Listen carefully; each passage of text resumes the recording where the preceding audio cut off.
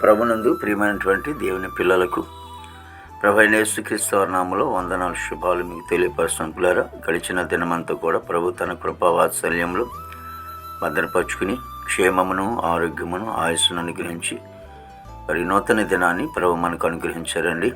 2025 సంవత్సరము 11వ నెల 8వ దినాన్ని ప్రభు మనకు అనుగ్రహించి మరి ఈరోజు దేవుని వాక్యం, దేవుని మందస్సము ఒబేదెదోమిలో అతని కుటుంబం వద్ద 3 నెలలుండగా యెహోవా ఒబేదెదోము కుటుంబ వారిని అతని సొత్తంతటిని ఆశీర్వదించాను.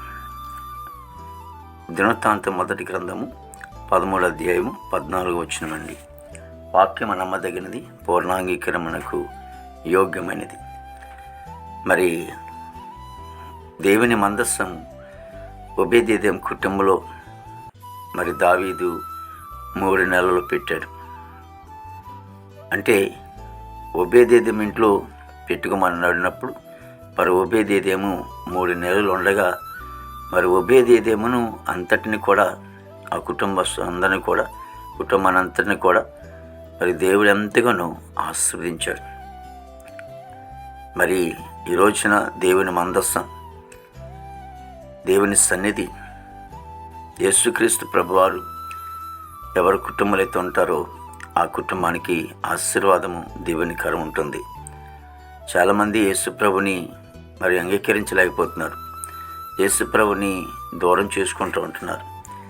కాబట్టి ఎవరైతే యేసుప్రభుని తన కుటుంబంలో చేర్చుకుంటారో ఆ కుటుంబము వర్ధిల్లుతుంది, ఆస్వాదించింది, దీవించబడుతుంది. ప్రార్థన చేసుకుందాం. మహాపరిశుద్ధుడా, ప్రేమగల తండ్రి, కృపలేశ్వనికి స్తుతులు చెల్లిస్తున్నాం ప్రభు. గొప్ప దేవుడు, ఆశ్చర్యకరునికి వందనాలు.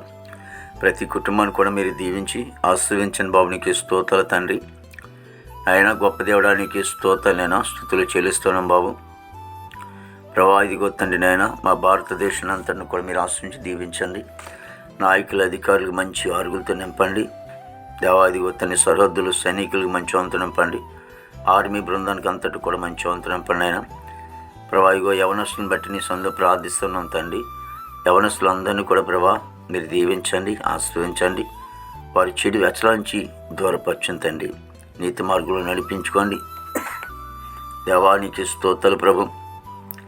ఆయన ఉద్యోగస్తులందరూ కూడా మంచి ఆరుగులతో నింపమని ప్రార్థిస్తున్నాం. నీకు స్తోత్రాలు. నేను చేసిన ఉద్యోగాల్లో మీరు తోడుగా ఉండండి దేవా. ఇదిగో తండ్రి యేసు నీకు స్తోత్రాలు ప్రభా.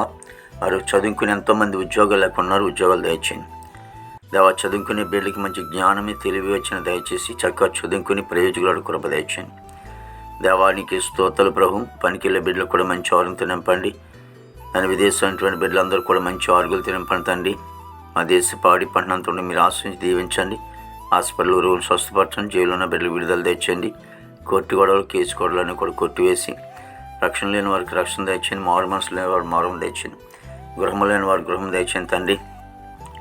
నాయన వివాహం లేని బిడ్డలకి వివాహం తెచ్చండి. గర్భఫలం లేని వారికి గర్భం తెచ్చండి. గర్భించి సుఖమైన డెలివరీ తెచ్చమని ప్రార్థనకి స్తోత్రాలు. తల్లి బిడ్డ క్షేమ తెచ్చండి ప్రభా. ప్రతి సేవకురాలు వారి బిడ్డలు, సంఘం, పరిచర్య అంతటిని కూడా మీరు ఆశ్రయించండి. ఈ దినమంతా కూడా విశేషమైన కృపతో నింపి నీ నామానికి మాత్రం మహిమ తెచ్చుకోండి. యేసుక్రీస్తు వారి నామములో అడుగుచున్నాం తండ్రి. ఆమేన్, ఆమేన్, ఆమేన్.